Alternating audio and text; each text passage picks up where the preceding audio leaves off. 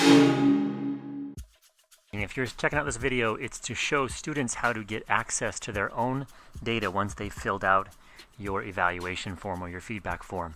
So let's say I'm John. I did lesson 5. I rated that a 3. And then over here, I did lesson 5.5. I rated that a 2. And now I'm done. As the teacher, I can see all this feedback on my form over here, and it's all color-coded. And that John data just came in, as you see, and the color coding happened.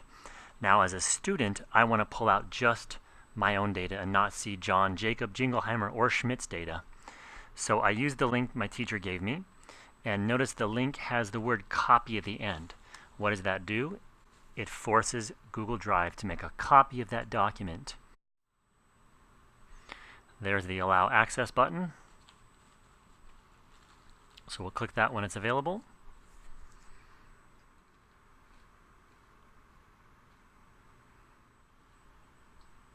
All right, so it's gone to the other form, and this is the little bit that the student needs to do. After they allow access, they have to highlight this piece of text right here.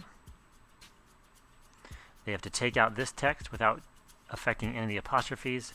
They type in their own name, and then the data shows up from the spreadsheet with only that student and no other students.